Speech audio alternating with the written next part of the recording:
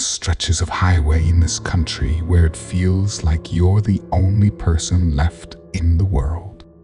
The road stretches on, and after a while, the silence starts to play tricks on you. My name is Jack, and I've been driving trucks for over 20 years.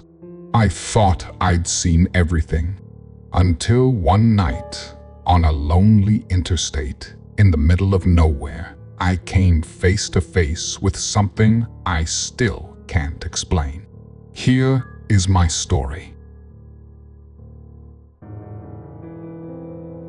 It was September 9th, 2024. I was heading east, hauling a trailer containing 62 pallets of double-stacked retail merchandise for a large sporting goods chain.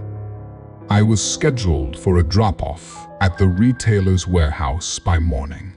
It was a long but routine run, 12 hours drive, 720 miles.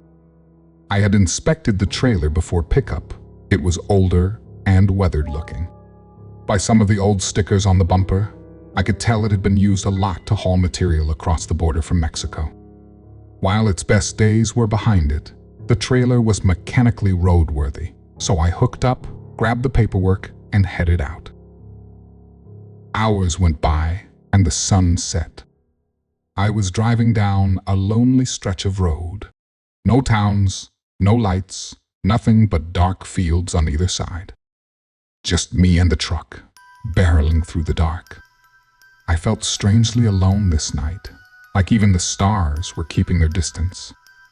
I'd been on this particular road for an hour when I heard something odd coming from the trailer. At first, it was just a faint thumping, like something shifting around back there. I thought maybe the load wasn't secured properly. But then, as the noise got louder, it started to sound less like cargo shifting and more like footsteps. Agitated, pacing footsteps, like someone or something was bumping around in there. I knew that couldn't be right. I saw the load before they sealed the trailer. It was full of product all the way to the ceiling. There was no room for anyone to be in there. I thought maybe there was something wrong with the underside of the trailer. I finally pulled over, and the sound stopped instantly. I got out, and using my flashlight, inspected the trailer chassis, but it all seemed fine. As I once more started down the road, I hadn't gone more than a mile before the sound started up again. Fatigue was obviously having my mind playing tricks. Trying to ignore it, I turned up the radio, telling myself it was just my imagination. But every time I thought it might have finally stopped, the noise would come back, more insistent, more deliberate. The night droned on. The radio station I had tuned in faded to static. I tuned around, but couldn't find anything else. I was really in the middle of nowhere. Finally, I found a weak Spanish station playing mariachi music. The music, the road, the endless night, it was all getting really tiresome. Even the occasional mysterious noises, I was having a hard time staying awake. My mind began wandering. The music playing got me thinking about the stickers on the trailer bumper. I had heard of human smugglers using trailers to move people across the border. My mind began to form vivid images of migrants crammed into a hot, stuffy container. What a dangerous journey that would be. How easily things could go wrong. Abandoned by the smugglers, locked in and trapped in the container. Cooking alive in the Texas sun. Trapped with no water, screaming in terror as the heat and the stifling air slowly smothered them alive.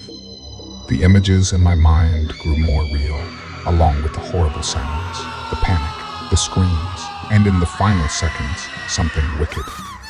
A hateful bitterness at the injustice of fate. The screams were so horrific, they seemed to cross the barrier of dream and imagination into the real world, and I sprang awake with a fright. Oncoming headlights filled my vision, and bellowing horn of a semi rang in my ears. I instinctively jerked the wheel to the right. The other truck blew past me. We missed collision by maybe only an inch. My heart was pounding like a jackhammer now. My hands gripping the wheel so hard my knuckles were white. I had been less than a split second from death. I was so shook up that I had no trouble staying awake for the rest of the trip.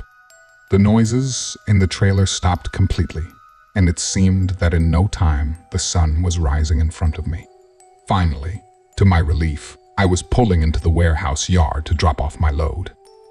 This journey was complete, but on the last leg of my journey, I had been reflecting on the experience. I had dozed off at the wheel. I didn't even realize it until I was jolted awake by the oncoming headlights and the blaring horn. But is that what happened?